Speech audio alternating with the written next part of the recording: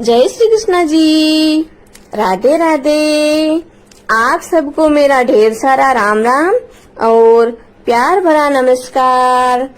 आज मैं आपको धर्मराज महाराज की कथा की पूजा तथा उद्यापन विधि बता रही हूँ, जिसके बारे में आप बड़े ध्यान से श्रवण करें। उद्यापन विधि के अंतर्गत बताया गया है कि श्री धर्मराज महाराज की कथा और उपासना का 1 वर्ष पूर्ण हो जाए तो मकर संक्रांति के दिन विद्वान पंडित जी द्वारा इस व्रत कथा का उद्यापन कर दें। उद्यापन की संक्षिप्त विधि इस प्रकार है। अपने घर पर सुंदर सा मंडप बनाएं, जिसमें 4 स्तंभ हो। मंडप और घर को सुंदर वस्त्र, पुष्प एवं हरे पत्तों से सजाएं। मंडप के भीतर श्री धर्मराज जी एवं चित्रगुप्त जी की प्रतिमा या चित्र स्थापित करें। उनके सामने पंडित जी द्वारा सर्वतोभद्र मंडल की स्थापना करवाएं। भद्र मंडल से बाईं ओर 9 ग्रह तथा दाहिनी तरफ षोडश मातृका की स्थापना करें। मातृका के समीप गणेश तथा ईशान कोण में रुद्र कलश स्थापित करें। उस पर यथाशक्ति स्वर्ण या चांदी की धर्मराज की मूर्ति स्थापित करें। तदंतर सभी देवताओं का पूजन करें और प्रधान देव के रूप में श्री धर्मराज जी महाराज का विनम्र भाव से श्रद्धा युक्त होकर षोडशोपचार से पूजन करें। पंडित जी द्वारा गणेश गौरी नवग्रह के निमित्त हवन और ग्रह शांति करवा करके श्री धर्मराज जी महाराज के निमित्त आहुति मंत्रों से देनी चाहिए। आहुति के लिए धर्मराज भगवान के कुछ नाम हैं, जिनको लेकर आहुति देना है। पहले नाम का हम उच्चारण करते हैं।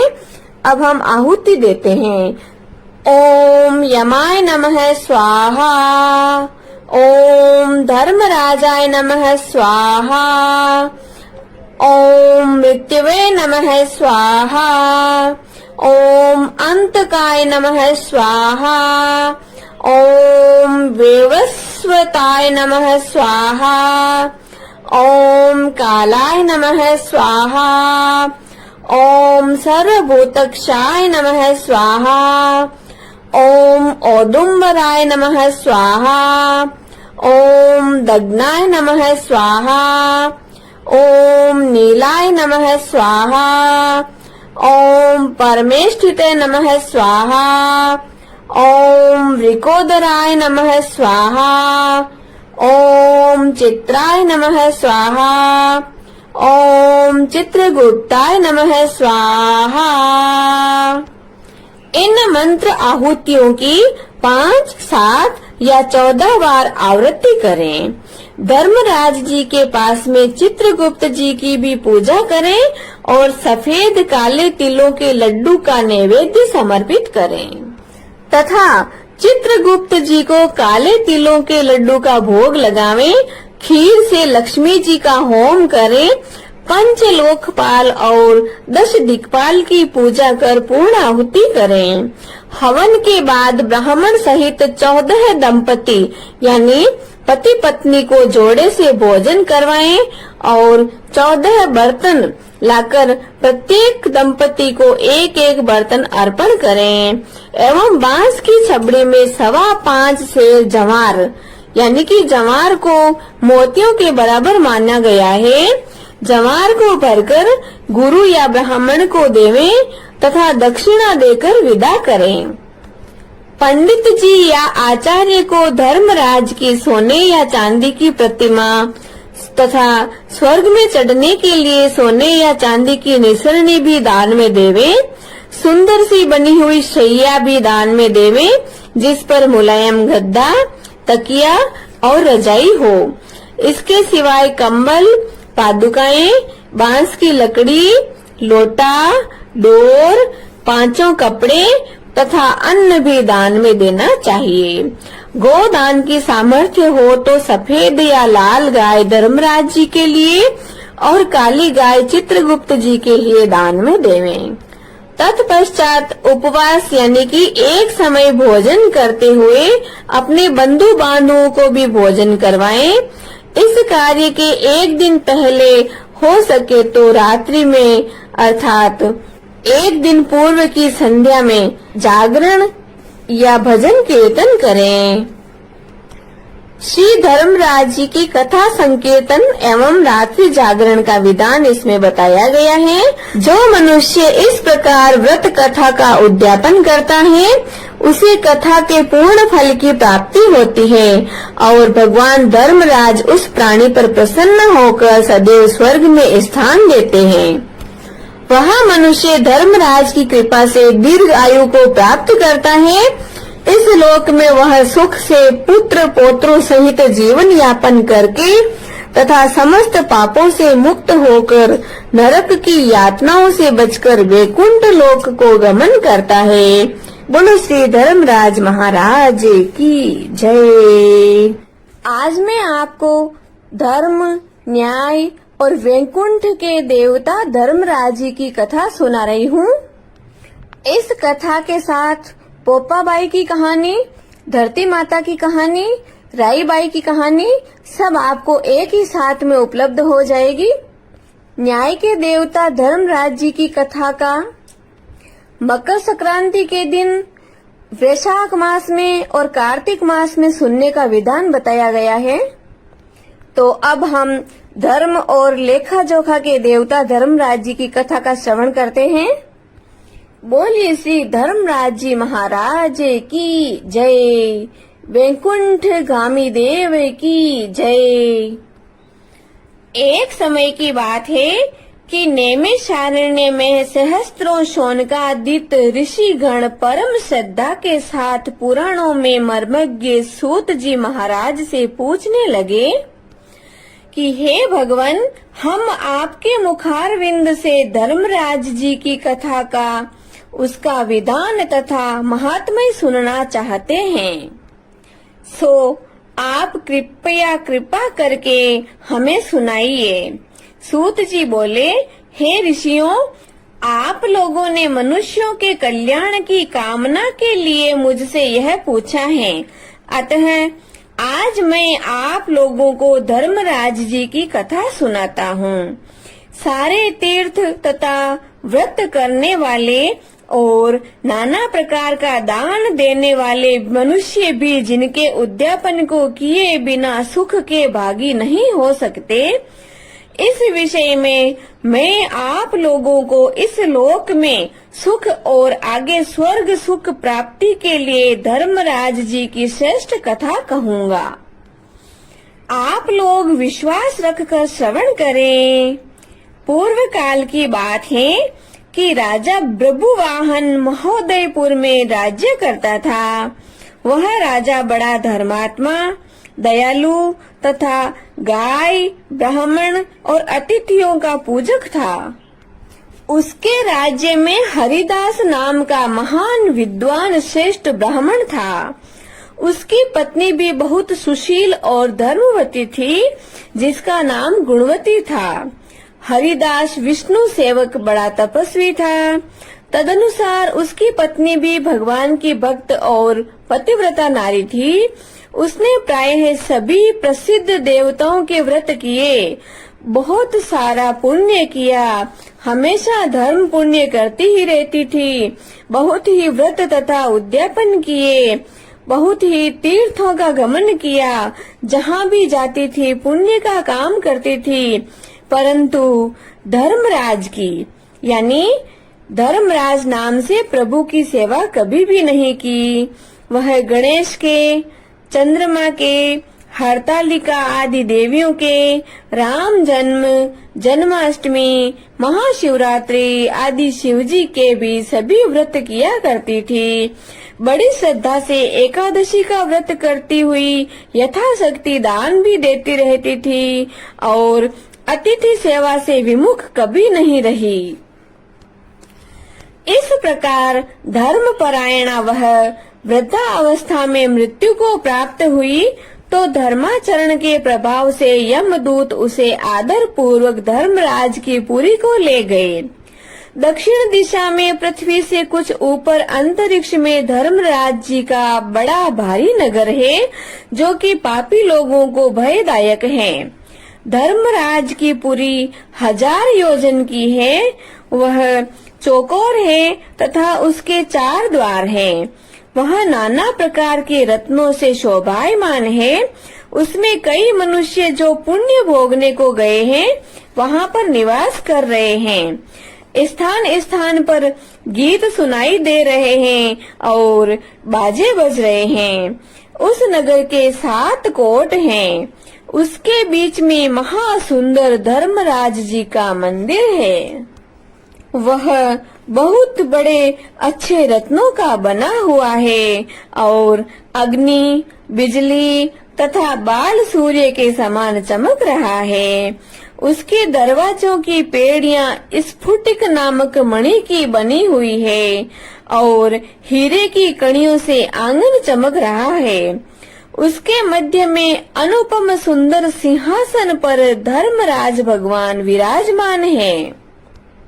उनके पास चित्रगुप्त जी का स्थान है, जो मृत प्राणियों के पाप पुण्य का सारा लेखा जोखा भगवान धर्मराज को सुनाया करते हैं। यमराज के दूत उस गुणवती को वहां पर ले गए। उनको देखकर वह भयभीत होकर कांपने लगी और नीचे मुख करके खड़ी हो गई। चित्रगुप्त जी ने उसके पूर्व जन्म में किए हुए पाप पुण्यों का लेखा आगे की व्यवस्था के लिए बताया। धर्मराज जी उस गुणवती की हरिहर आदि सब देवों में तथा अपने पति में भक्ति देखकर बहुत प्रसन्न हुए, परंतु कुछ कुछ उदास भी हुए। उनके मुख मंडल पर झलकती हुई उदासी गुणवती को दिखाई दी। धर्मराज जी को उदास देखकर गुणवती ने निवेदन किया कि हे प्रभु, मेरी समझ में मैंने कोई दुष्कृत्य नहीं किया, फिर भी आप उदास क्यों हो? इसका कारण बताइए। धर्मराज जी ने कहा, हे देवी, तुमने बहुत ही व्रत पुण्य तीर्थ से सब देवों को संतुष्ट किया है, परंतु मेरे नाम से तुमने कुछ भी दान पुण्य नहीं किया। यह सुनकर गुणवती ने कहा, हे भगवान, मेरा अपराध क्षमा करें। मैं आपकी उपासना नहीं जानती थी। अब आप ही कृपा करके वह उपाय बताइए जिससे मनुष्य आपका प्रीति पत्र बन सके। यदि मैं आपके भक्ति मार्ग को आपके मुख से श्रवण कर वापिस मृत्यु लोक में जा सकूं, तो आपको संतुष्ट करने का भी उपाय जरूर करूंगी। धर्मराज जी ने कहा, सूर्य भगवान के उत्तरायण में आते ही जो महापुण्यवती मकर संक्रांति आती है, उस दिन से मेरी पूजा शुरू करनी चाहिए। इस प्रकार साल भर मेरी कथा सुने और पूजा करें। इसमें कभी कोई आनाकानी नहीं करें। आपातकाल आने पर भी मेरे यानी कि धर्म के इन 10 अंगों का पालन करना जरूरी है। इनका पालन करते रहें। धृति यानी यथालाभ संतोष, क्षमा, यम नियम द्वारा मन को वश में रखना, किसी की वस्तु को नहीं चुराना, मन से पर स्त्रियों या पर पुरुषों से बचना यानी मन की शुद्धि और शारीरिक शुद्धि, इंद्रियों को वश में रखना, बुद्धि की पवित्रता यानी मन में बुरे विचार न आने देना, इंद्रियों के वश में हमें नहीं रहना है। शास्त्र विद्या का स्वाध्याय यानी पाठ पूजा, कथा श्रवण या व्रत रखना और तदनुसार दान पुण्य करना, सत्य बोलना, सत्यता का ही व्यवहार करना और क्रोध न करना, ये 10 धर्म के लक्षण हैं। और मेरी इस कथा को नियम से सदा सुनता रहे या पढ़ता रहे तो यथाशक्ति दान पुण्य तथा परोपकार करता रहे।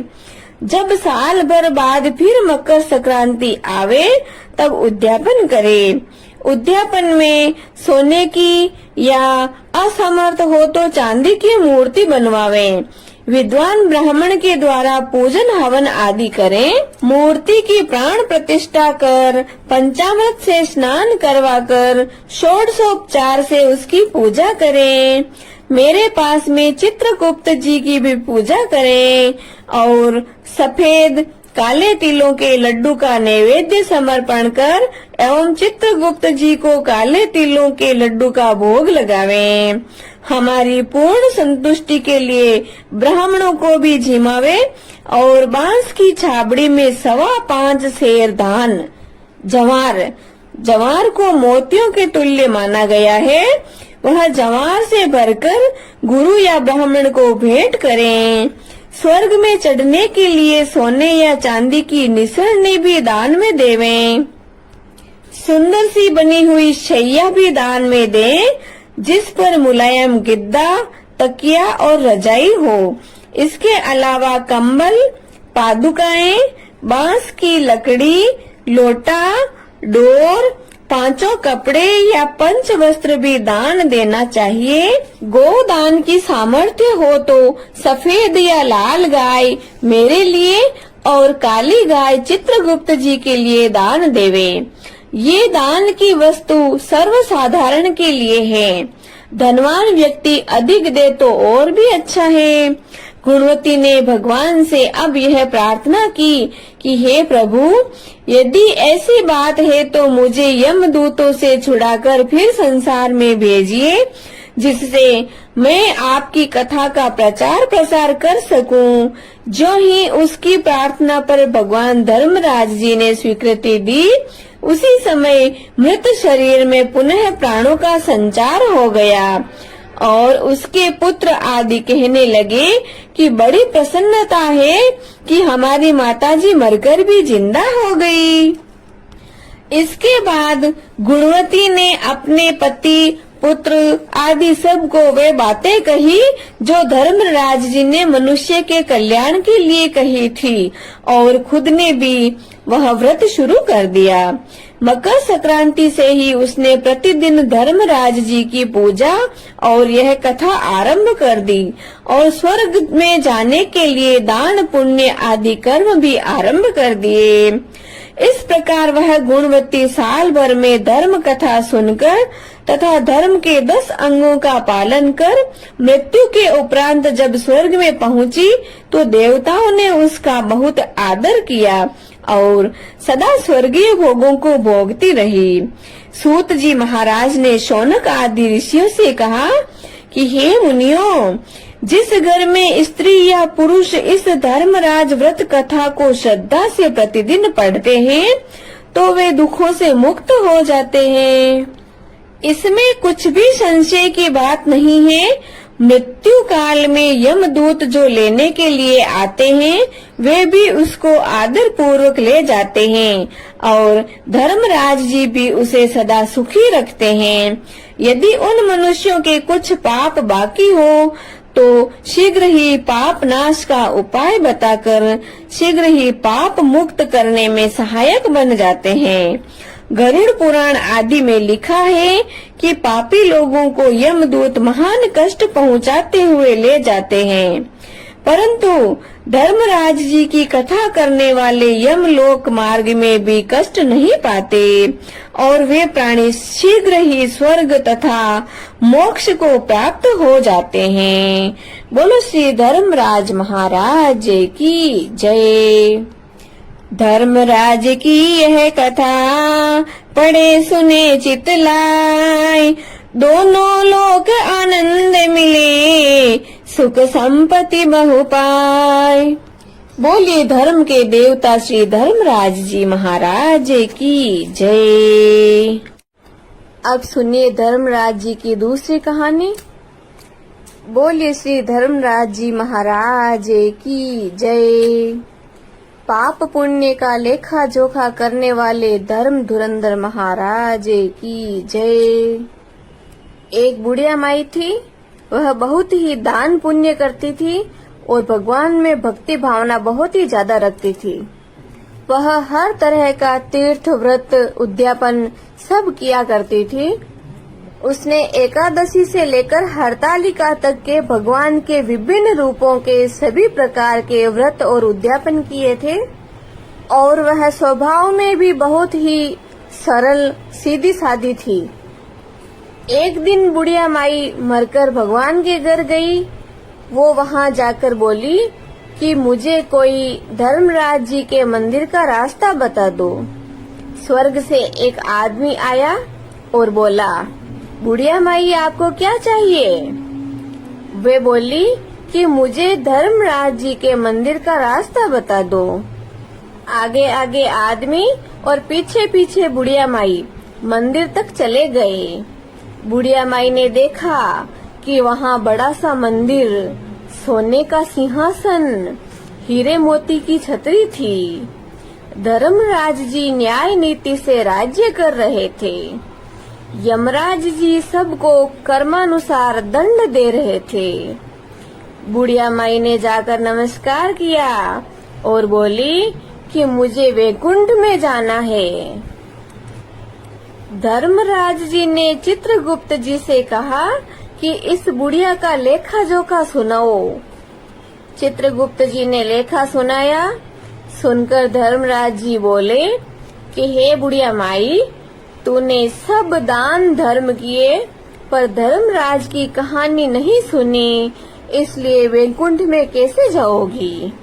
बुढ़िया बोली कि हे प्रभु, धर्मराज की कहानी का क्या नियम है? मैं तो कुछ जानती ही नहीं हूँ। धर्मराज बोले, कोई साल, कोई 6 महीने, कोई 1.25 महीने, कोई 7 दिन ही सुने, पर धर्मराज की कथा अवश्य सुने। फिर उसका उद्यापन करना। उद्यापन में काठी, छतरी, चप्पलें आदि व औरत के कपड़े, कंडील यानी लालटेन, लोटे में शक्कर डालकर, एक बांस की छबड़ी, छबड़ी में 5.25 सेर जवार, जवार को मोतियों के तुल्य माना गया है, 6-7 मोती, 6-7 मूंगा, यमराज की लोहे की मूर्ति, धर्मराज की सोने या चांदी की मूर्ति, चांदी का चांद, सोने या चांदी का सूरज, चांदी का साखिया आदि ब्राह्मण को देना। रोज चावल का साखिया मांडकर कहानी कहना। सब बात सुनकर बुढ़िया माई बोली कि हे भगवान, ये सब मैं कैसे कर सकती हूँ, क्योंकि मैं तो अब मर चुकी हूँ। यमराज जी ने उसके दान पुण्य का जोर देखा तो 7 दिन के लिए मृत्युलोक में वापस भेज दिया। बुढ़िया माई फिर से जीवित हो उठी। इधर बुढ़िया माई के परिवार वाले सब बहुत प्रसन्न हुए कि हमारी बुढ़िया माई मरकर जिंदा हो गई। बुढ़िया माई ने स्वर्ग लोक और वैकुंठ लोक की सारी कहानी अपने परिवार वालों को बता दी।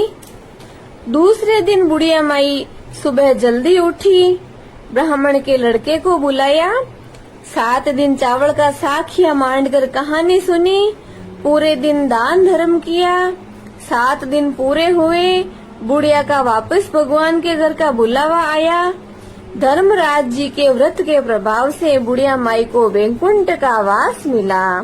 बोली श्री धर्मराज जी महाराज की जय। वैकुंठ के देव, पाप पुण्य के लेखा जोखा रखने वाले धर्मराज जी महाराज की जय। आज मैं आपको पोपाबाई की कहानी सुना रही हूँ। इस कथा को धर्मराज जी की कथा के साथ सुना जाता है। धर्मराज जी की कथा के साथ पोपाबाई की कहानी, राईबाई की कहानी, यमराज जी की कथा, चित्रगुप्त जी की कथा और धरती माता की कहानी, ये सभी कहानियां साथ में ही सुनी जाती है। तो हम सुनते हैं पोपाबाई की कहानी।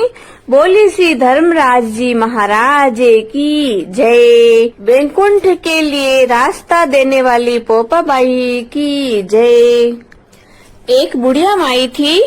उसने अपने जीवन में सभी प्रकार के व्रत, उद्यापन, तीर्थ यात्रा, दान पुण्य सब कुछ बहुत अधिक किया, लेकिन पोपाबाई का कोई व्रत नहीं किया था।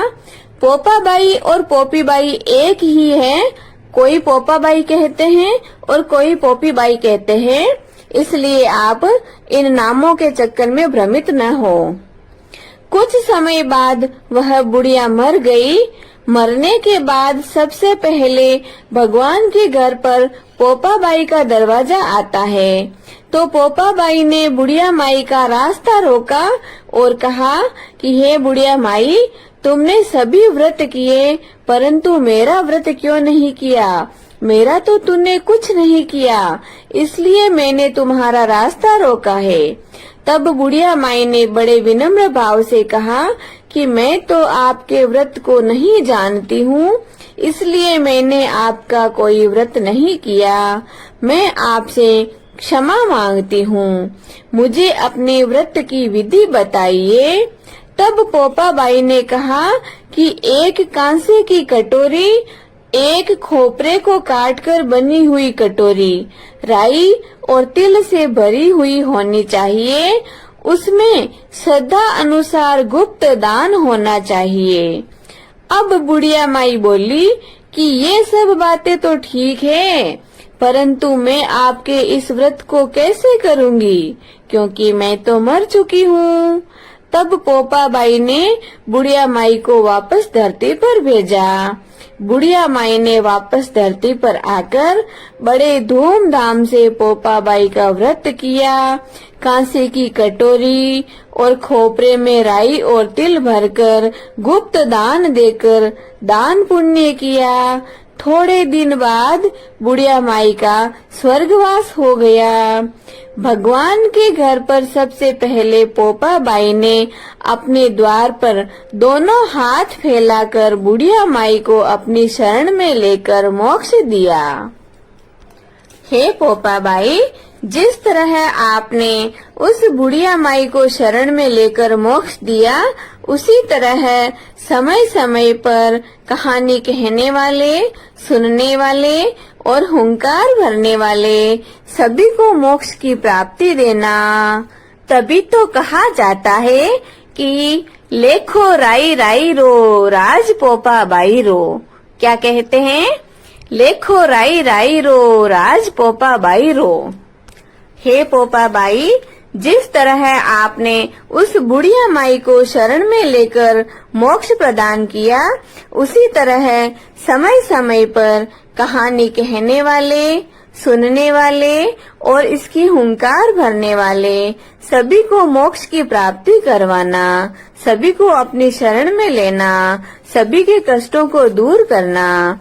बोली पोपाबाई की जय, धर्मराज भगवान की जय। आज मैं आपको धर्मराज जी की कथा के साथ सुनी जाने वाली राई बाई की कथा सुना रही हूँ। राई की कहानी सुने बगैर धर्मराज जी की कथा का पूरा पुण्य प्राप्त नहीं होता है, इसलिए हमें राई बाई की कहानी सुनना अति आवश्यक होता है।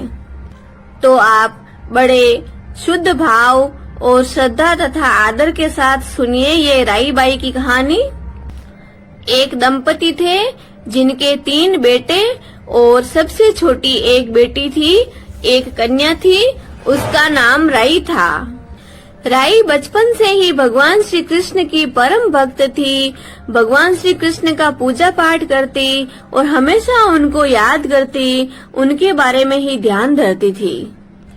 राई हमेशा अपनी सहेलियों के साथ खेलती और गोबर लेने जाती। आपस में अपनी सहेलियों से कुछ न कुछ बातें करती रहती थी। एक बार की बात है कि एक सहेली ने राई से कहा कि उसके पिता दूसरे गांव उसके संबंध करने हेतु लड़का देखने के लिए गए थे।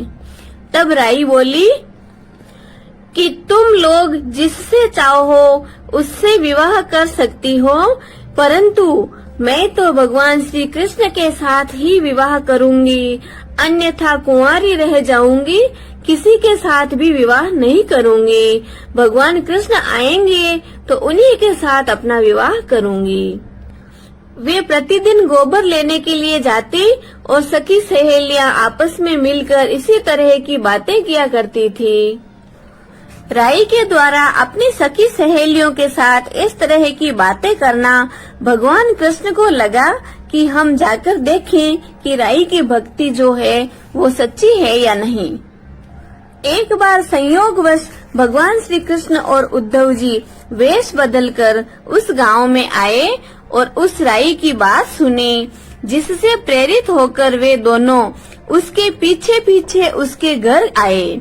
उन्होंने राई के पिताजी से कहा कि हम तुम्हारी बेटी के लिए वर लेकर आए हैं। उसके पिताजी ने श्री कृष्ण का रूप देखकर मोहित होकर बहुत ही प्रसन्नता के साथ अपनी बेटी का विवाह उससे कर दिया।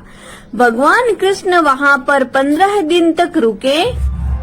उसके बाद यह कहकर चले गए कि हम तुझे गाजे बाजे के साथ लेकर जाएंगे। भगवान कृष्ण अपने धाम में 16,000 रानियों के बीच रहते हुए उस राई को भूल ही गए थे। इधर राई को दिन प्रतिदिन राह देखते हुए 5, 10 और 20 वर्ष गुजर गए। राई के माता पिता का भी समय उपरांत देहांत हो गया था, मगर प्रभु नहीं आए। इसी प्रकार धीरे धीरे करते करते 40 वर्ष बीत गए और राई की जवानी बुढ़ापे में बदल गई थी। सिर के सारे केश सफेद हो गए, दांत गिरने लगे, चेहरे पर झुर्रियां दिखाई देने लगी। राई के भाई भतीजे भी बड़े हो चुके थे। एक दिन राई बोली, भैया मुझे गंगा नहाना है और 4 प्रहरों का पाप धोना है। राई के कहने पर राई का भाई उसको गंगा जी लेकर गया। वहाँ पंडित से पिंड दान करने को कहा। पंडित ने तांबे का कलश तैयार करके भगवान श्री कृष्ण के नाम से पिंड दान करवाकर राई के हाथ में दे दिया और कहा कि इसे गंगा जी में बहा दो। जब राई बाई ने कलश गंगा जी में रखा तो कलश खिलखिलाकर हंसने लगा और धीरे धीरे बहता बहता बैकुंठ जाकर भगवान के सीने में प्रहार किया, जिसे देखकर भगवान को अपनी भूल का एहसास हुआ और तुरंत ही दौड़ते हुए मृत्यु लोक में राई के पास आ पहुँचे। संपूर्ण गांव वाले राई को बधाइयां देने लगे, लेकिन राई अपने बुढ़ापे और भगवान श्री कृष्ण के सुंदर रूप को देखकर शर्माने लगी। तब भगवान श्री कृष्ण ने कहा कि हे राई, मुझसे भूल हो गई।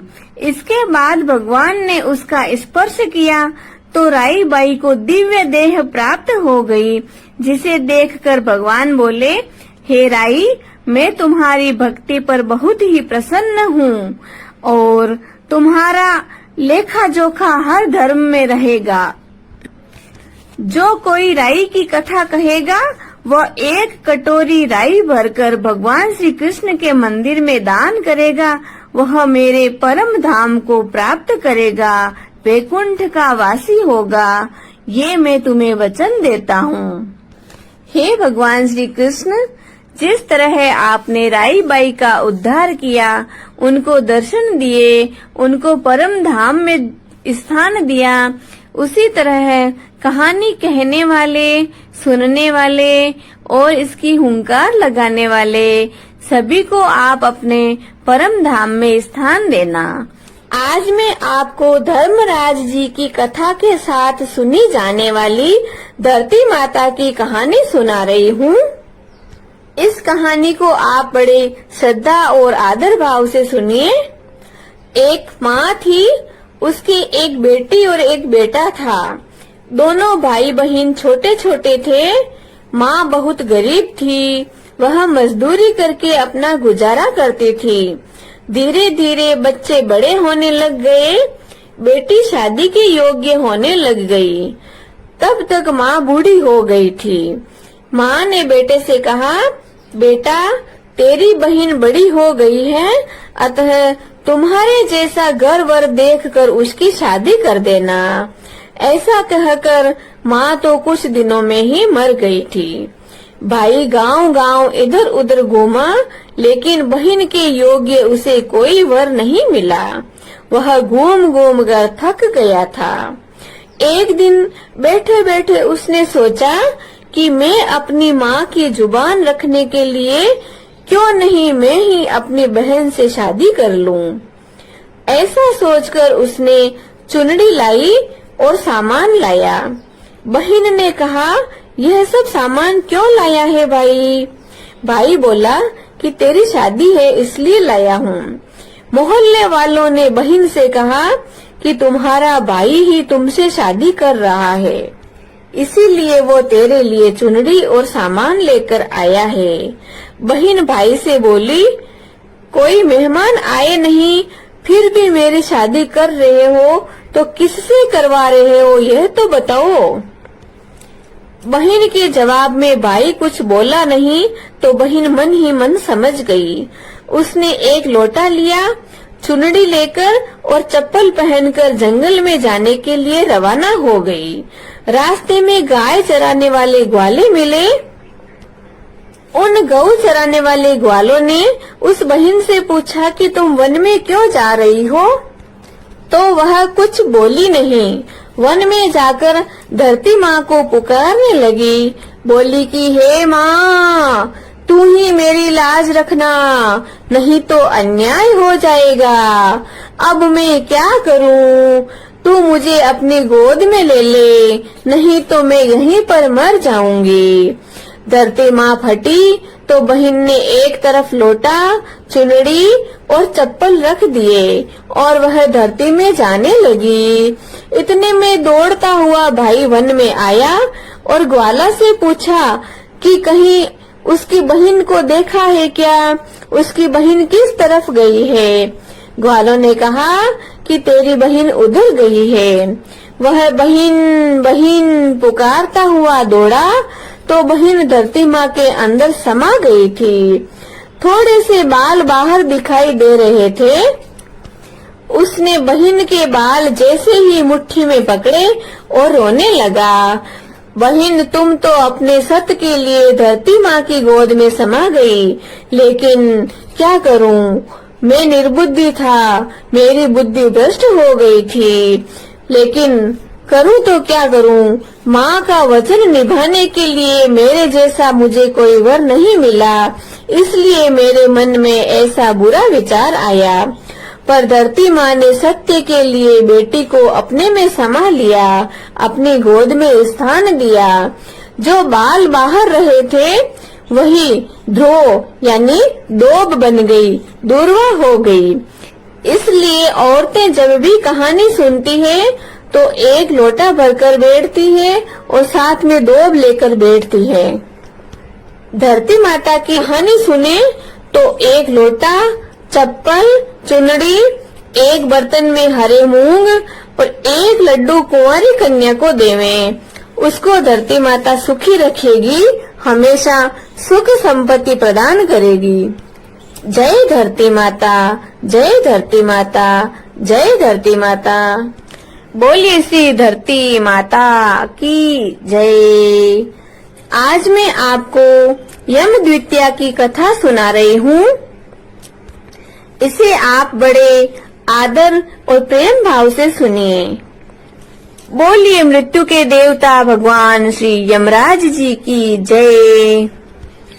भगवान सूर्य नारायण की पत्नी का नाम छाया था। उसी की कोख से यमराज तथा यमुना का जन्म हुआ था। यमुना अपने भाई यमराज से बड़ा प्रेम और स्नेह रखती थी।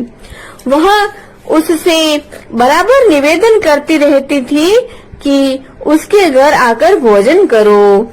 यमुना हमेशा अपने भ्राता जी से निवेदन करती थी कि आप कभी न कभी तो मेरे घर पर आकर भोजन करो। अपने कार्य में व्यस्त यमराज बात को टालते रहे। इतने में कार्तिक शुक्ल पक्ष का दिन आया। उस दिन यमुना ने अपने भाई यमराज को भोजन के लिए घर पर आने का निमंत्रण दिया और वचनबद्ध कर दिया कि भैया आज तो आपको भोजन के लिए आना ही पड़ेगा, क्योंकि मैं आपको रोजाना बुलाती हूँ और आप कभी आते ही नहीं हो। तब यमराज ने सोचा कि मैं तो प्राणों को हारने वाला हूँ, मुझे कोई भी अपने घर पर नहीं बुलाना चाहता।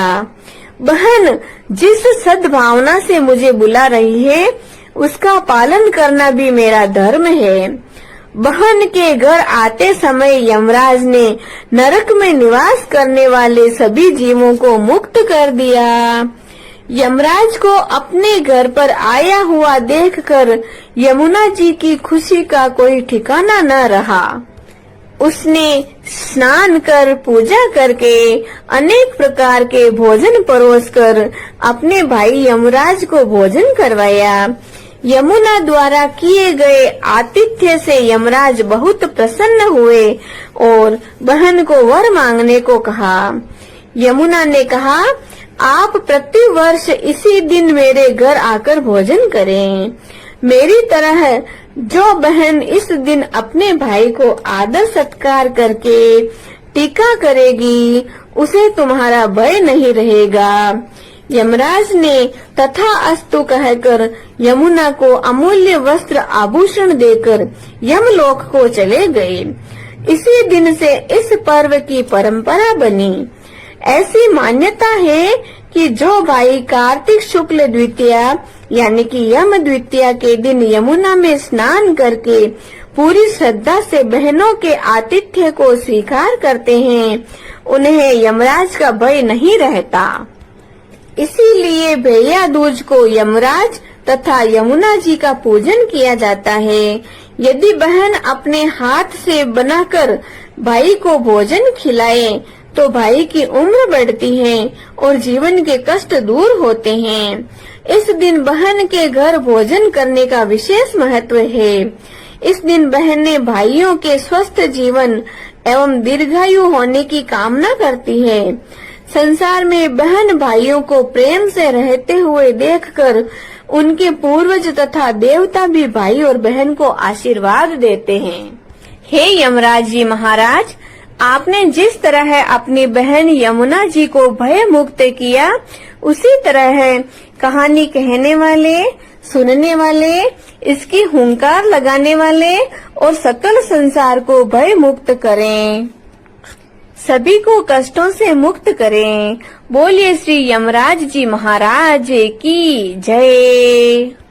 आज मैं आपको धर्मराज जी के लेखा जोखा करने वाले पाप पुण्य के लेखक चित्रगुप्त जी की कथा सुना रही हूँ, जिसे आप बड़े आदर और प्रेम भाव से सुनिए। एक बार युधिष्ठिर जी भीष्म जी से बोले कि हे पितामह, इस यम द्वितीया का क्या पुण्य फल है, यह मैं सुनना चाहता हूँ। आप कृपा करके मुझे विस्तार पूर्वक कहिए। भीष्म जी बोले, अच्छी बात पूछी है, मैं उस उत्तम व्रत को विस्तार पूर्वक कहता हूँ। कार्तिक मास के शुक्ल पक्ष और चैत्र के कृष्ण पक्ष में जो द्वितीया होती है वह यम द्वितीया कहलाती है। युधिष्ठिर जी बोले, कार्तिक के शुक्ल पक्ष की द्वितीया में किसका पूजन करना चाहिए और चैत्र महीने में यह व्रत कैसे हो, इसमें किसका पूजन करें? तब भीष्म जी बोले, हे युधिष्ठिर, पौराणिक कथा कहता हूँ, इस कथा को सुनकर प्राणी सब पापों से छूट जाता है। सतयुग में नारायण भगवान से ब्रह्मा जी पैदा हुए। नारायण से वेद वेता भगवान ने चारों वेद कहे। नारायण बोले, हे ब्रह्मा जी, आप मेरी आज्ञा से शीघ्र ही जगत की रचना करो। ऐसे हरि के वचन को सुनकर हर्ष से प्रफुल्लित हुए ब्रह्मा जी ने मुख से ब्राह्मणों को, बाहुओं से क्षत्रियों को, जंघाओं से वैश्यों और पैरों से शूद्रों को उत्पन्न किया। उनके पीछे देव, गंधर्व, दानव, राक्षस, सर्प, नाग, जलीय जीव, स्थलीय जीव, नदी, पर्वत और वृक्ष आदि को पैदा कर मनु जी को पैदा किया। इनके बाद दक्ष प्रजापति जी को पैदा किया और तब उनसे आगे और सृष्टि उत्पन्न करने को कहा। दक्ष प्रजापति जी से 60 कन्याएं उत्पन्न हुई, जिनमें से 10 धर्मराज को, 13 कश्यप जी को और 27 चंद्रमा को दी। कश्यप जी से देव, दानव, राक्षस, इनके सिवाय और भी गंधर्व, पिशाच, गऊ और पक्षियों की जातियां पैदा हुई।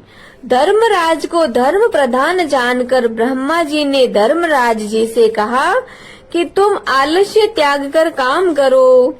जीवों ने जैसे जैसे शुभ व अशुभ कर्म किए हैं, उसी प्रकार न्याय पूर्वक वेद शास्त्र में कही विधि के अनुसार कर्ता को कर्म का फल दो और सदा मेरी आज्ञा का पालन करो।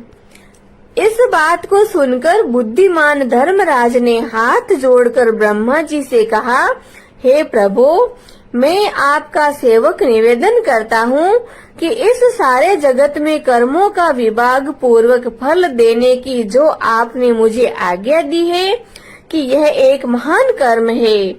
आपकी आज्ञा मेरी शिरोधार्य है। इस आज्ञा को मैं शिरोधार्य कर यह काम करूँगा कि जिससे कर्ताओं को फल मिलेगा, परंतु पूरी सृष्टि में जीव और उनके देह भी अनंत हैं। देश काल, ज्ञात अज्ञात आदि भेदों से कर्म भी अनंत हैं। उनमें कर्ता ने कितने कर्म किए, कितने भोगे, कितने शेष है और कैसा उनका भोग है, तथा इन कर्मों के भी मुख्य व गौण भेद अनेक हो जाते हैं। एवं कर्ता ने कैसे किया, स्वयं किया या दूसरे की प्रेरणा से किया, आदि कर्म चक्र गहन है। अतः मैं अकेला किस प्रकार इस भार को उठा सकूंगा, इसलिए मुझे कोई ऐसा सहायक दीजिए जो धार्मिक, न्यायी, बुद्धिमान, शीघ्रकारी, लेखा कर्म में विज्ञ, चमत्कारी, तपस्वी, ब्रह्मनिष्ठ और वेद शास्त्र का ज्ञाता हो। धर्मराज जी यमराज का मनोरथ पूर्ण करने की चिंता करने लगे कि उक्त सब गुणों वाला ज्ञानी लेखक पुरुष होना चाहिए, उसके बिना धर्मराज का मनोरथ पूर्ण न होगा। तब ब्रह्मा जी ने कहा, हे धर्मराज, तुम्हारे अधिकार में मैं सहायता करूंगा। ब्रह्मा जी ने ध्यान मग्न अवस्था में 1000 वर्ष तक तपस्या की।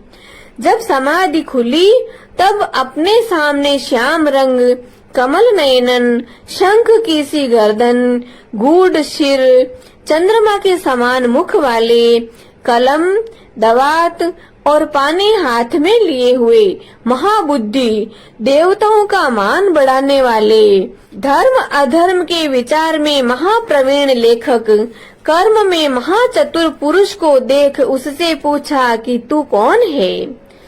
तब उसने कहा, हे प्रभु, मैं आपके शरीर से प्रकट हुआ हूँ, इसीलिए मेरा नामकरण कीजिए और कहिए कि मैं क्या करूँ। ब्रह्मा जी ने उस पुरुष के वचन सुन हंसकर कहा, तू मेरी काया से प्रकट हुआ है, इसलिए तुम्हारा नाम कायस्थ चित्रगुप्त है। धर्मराज के पुर में प्राणियों के शुभ अशुभ कर्म लिखने में उसका तू सखा बन, इसलिए तेरी उत्पत्ति हुई है। ब्रह्मा जी ने चित्रगुप्त से यह कहकर धर्मराज से कहा, हे धर्मराज, यह उत्तम लेखक मैंने तुमको दिया है, जो संसार में सब कर्म सूत्र की मर्यादा पालन करने के लिए है। इतना कहकर ब्रह्मा जी अंतर ध्यान हो गए।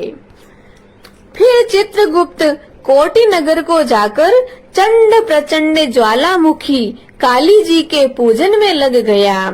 उसने चित्त लगाकर ज्वालामुखी देवी जी का जप और सोतों से भजन पूजन और उपासना की कि हे जगत को धारण करने वाली, तुमको नमस्कार। हे महादेवी, तुमको बारंबार नमस्कार है। स्वर्ग, मृत्यु, पाताल आदि लोक लोकांतरों को रोशनी देने वाली तुमको बारंबार नमस्कार है। संध्या और रात्रि रूप भगवती तुमको बारंबार नमस्कार है। श्वेत वस्त्र धारण करने वाली सरस्वती तुमको बारंबार नमस्कार है। सत रज और तमोगुण रूप देवगणों को कांति देने वाली देवी हिमाचल पर्वत पर स्थापित आदि शक्ति चंडी देवी तुमको बारंबार नमस्कार है। उत्तम गुणों सहित वेद की प्रवृत्ति करने वाली 33 कोटि देवताओं को प्रकट करने वाली त्रिगुण रूप गुणों को देने वाली 3 नेत्रों वाली 3 प्रकार की मूर्ति वाली साधकों को वर देने वाली दैत्यों का नाश करने वाली इंद्र आदि देवों को जैसे वरदान देती है वैसे ही मुझको वरदान दीजिए। मैंने लोगों के अधिकार के लिए आपकी स्तुति की है, इसमें संशय नहीं है। ऐसी स्तुति को सुन देवी ने चित्रगुप्त जी को वरदान दिया कि तू परोपकार में कुशल, अपने अधिकार में सदा स्थिर और असंख्य वर्षों की आयु वाला होगा। यह वर देकर देवी जी अंतर ध्यान हो गई। उसके बाद चित्रगुप्त धर्मराज के साथ अपने आसन पर स्थित हुए। उसी समय ऋषियों में उत्तम ऋषि सुशर्मा ने उसकी इरावती नाम की कन्या को चित्रगुप्त के साथ विवाह किया। उस कन्या से चित्रगुप्त के 8 पुत्र उत्पन्न हुए, जिनके नाम है चारु, सुचारु, चित्र, मतिमान, हिममान, चित्रचारु, अरुण और अतीन्द्रिय। दूसरी जो मनु की कन्या दक्षिणा चित्रगुप्त से विवाही गई, उसके 4 पुत्र हुए। उनके भी नाम है भानु, विभानु, विश्वभानु और वीर्यवान। चित्रगुप्त जी के ये 12 पुत्र विख्यात हुए और पृथ्वी तल पर विचरे। उनमें से चारु मथुरा जी को गए और वहां रहने से माथुर हुए। हे राजन, सुचारु गौड़ बंगाल को गए, इससे वह गौड़ हुए। चित्रभट नदी के पास के नगर को गए, इससे वह भटनागर कहलाए। श्रीवास नगर में भानु बसे, इससे वह श्रीवास्तव कहलाए। हिमवान अम्बा दुर्गा जी की आराधना कर अम्बा नगर में ठहरे, इससे वह अम्बष्ट कहलाए। और अनेक स्थानों में बसे अनेक जाति कहलाए। उस समय पृथ्वी पर एक राजा जिसका नाम सौदास था, सौराष्ट्र नगर में उत्पन्न हुआ। वह महापापी, पराया धन चुराने वाला, पराई स्त्रियों में आसक्त, महाअभिमानी, चुगलखोर और पाप करने वाला था। हे राजन, जन्म से लेकर सारी आयु पर्यंत उसने कुछ भी धर्म पुण्य नहीं किया। किसी समय वह राजा अपनी सेना लेकर उस वन में, जहाँ बहुत हिरण आदि जीव रहते थे, शिकार खेलने को गया। वहाँ उसने निरंतर व्रत करते हुए एक ब्राह्मण को देखा। वह ब्राह्मण चित्रगुप्त और यमराज जी का पूजन कर रहा था। उस दिन यम द्वितीया का दिन था। राजा ने पूछा, महाराज आप क्या कर रहे हैं? ब्राह्मण ने यम द्वितीया का व्रत कह सुनाया। यह सुनकर राजा ने वहीं उसी दिन कार्तिक के महीने में शुक्ल पक्ष की द्वितीया को धूप तथा दीप आदि सामग्री से चित्रगुप्त जी के साथ धर्मराज जी का पूजन किया। व्रत करके उसके बाद वह अपने घर में आया। कुछ दिन पीछे वह व्रत करना भूल गया। याद आने पर उसने फिर से व्रत किया। समयोपरांत काल संयोग से वह राजा सौदास मर गया। यमदूतों ने उसे दृढ़ता से बांधकर यमराज जी के पास पहुंचाया। यमराज जी ने राजा को अपने दूतों से पीटते हुए देखा तो चित्रगुप्त जी से पूछा कि इस राजा ने क्या कर्म किया। उस समय धर्मराज जी का वचन सुनकर चित्रगुप्त जी बोले, इसने बहुत ही दुष्कर्म किए हैं, परंतु देव योग से एक व्रत किया जो कार्तिक के शुक्ल पक्ष में यम द्वितीया होती है।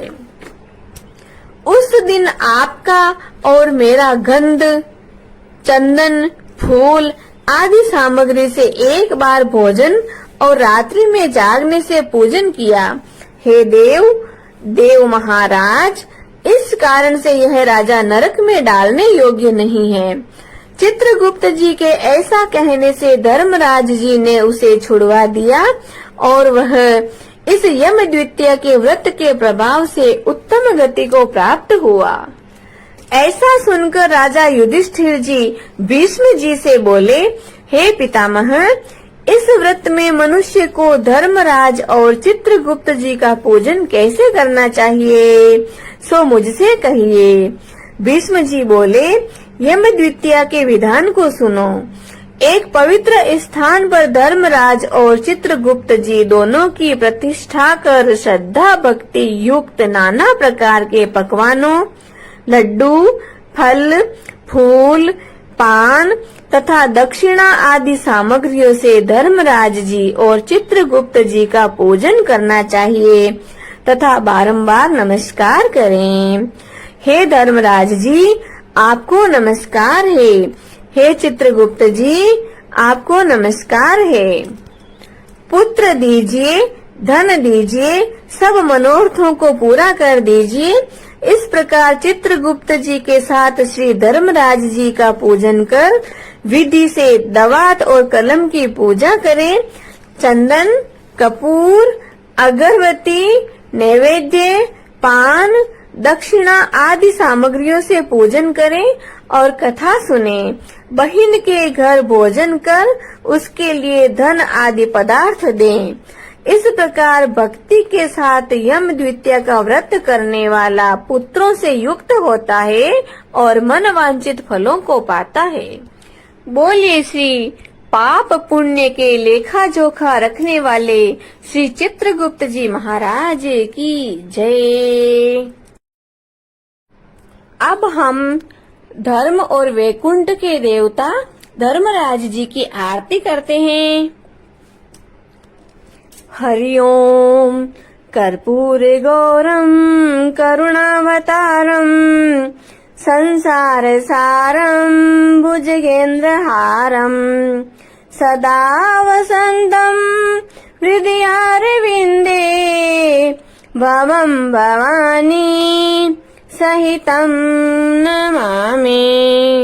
भवम भवानी सहितं नमामि। ओम जय धर्म धुरंधर स्वामी, जय जय लोक त्राता। धर्मराज प्रभु तुम ही, धर्मराज प्रभु तुम ही हो हरिहर दाता।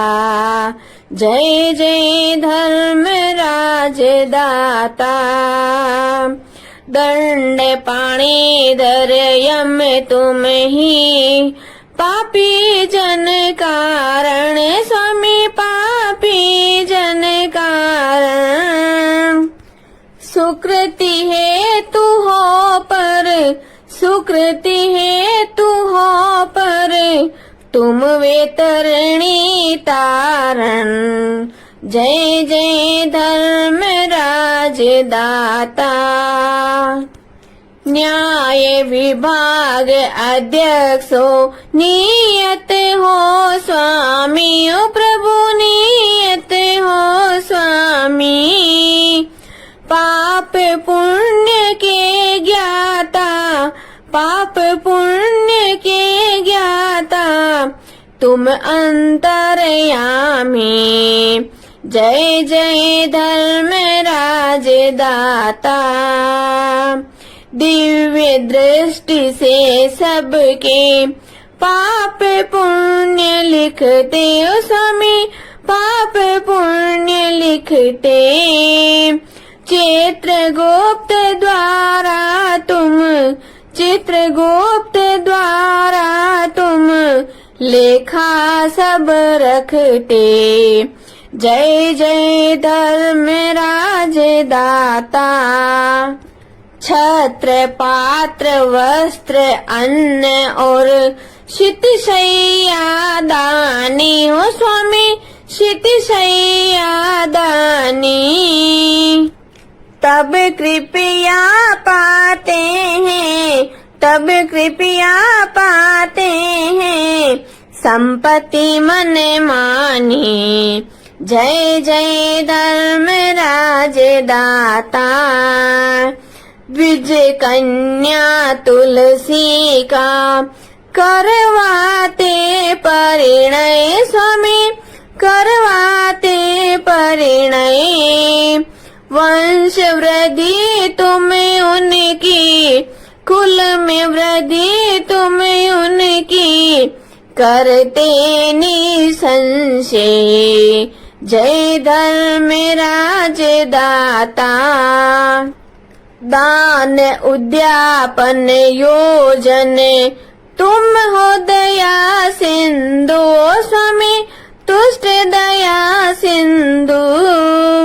मृत्यु अनंतर तुम ही, मौत अनंतर तुम ही, हो केवल बंधु। जय जय धर्मराज दाता। धर्मराज प्रभु अब तुम दया हृदय धारो स्वामी, दया मन में धारो। जगत सिंधु से स्वामिन, संसार सागर से स्वामी, सेवक को तारो। जय जय धर्मराज दाता।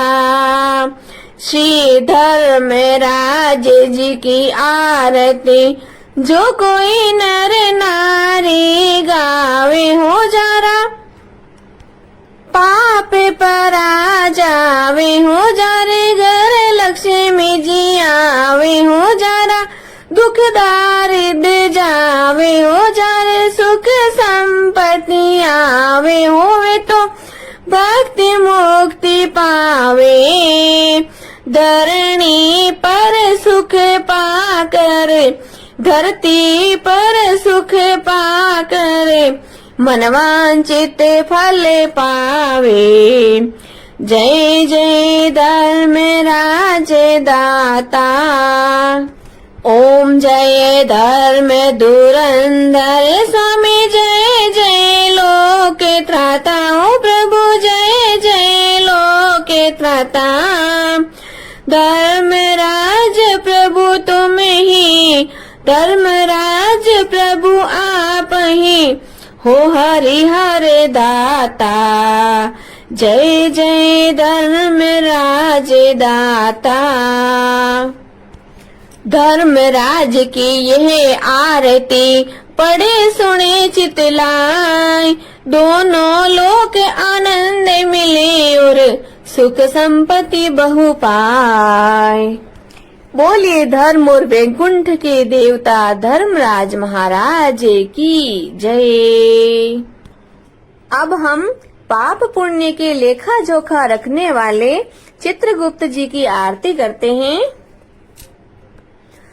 हरि ओम कर्पूरे गौरम करुणावतारम, संसार सारम भुजगेंद्र हारम, सदा वसंतम हृदयारविंदे, भवं भवानी सहितं नमामि, भवं भवानी सहितं नमामि। श्री विरंची कुलभूषण यमपुर के धामी हो स्वामी, यमपुर के धामी। पाप पुण्य के लेखक, पाप पुण्य के लेखक चित्रगुप्त स्वामी। जय जय चित्रगुप्त स्वामी। शीश मुकुट कानों में कुंडल अति सोहे हो स्वामी, कुंडल अति सोहे। श्याम वर्ण शशि सामुख, श्याम वर्ण चंद्र सामुख, सबके मन मोहे। जय चित्रगुप्त स्वामी। भाल तिलक से भूषित, लोचन सुविशाला। ओ स्वामी लोचन सुविशाला। शंख सरीखी गर्दन, शंख सरीखी गर्दन, गले में मणिमाला। जय चित्रगुप्त स्वामी। अर्ध शरीर जनेऊ, लंबी भुजा छाजे। ओ स्वामी लंबी भुजा छाजे। कलम दवात हाथ में, कलम दवात हाथ में, पादुक पराभ्राजे। जय चित्रगुप्त स्वामी। नृप सौदास अनर्थी, था अति बलवाना। ओ स्वामी था अति बलवाला। आपकी कृपा के द्वारा, प्रभु की कृपा के द्वारा, सुरपुर पगधारा। जय चित्रगुप्त स्वामी। भक्ति भाव से ये आरती, जो कोई नर गावे। हो स्वामी जो कोई नारी गावे, मन वांछित फल पाकर, मन वांछित फल पाकर, सदगति को पावे। जय चित्रगुप्त स्वामी।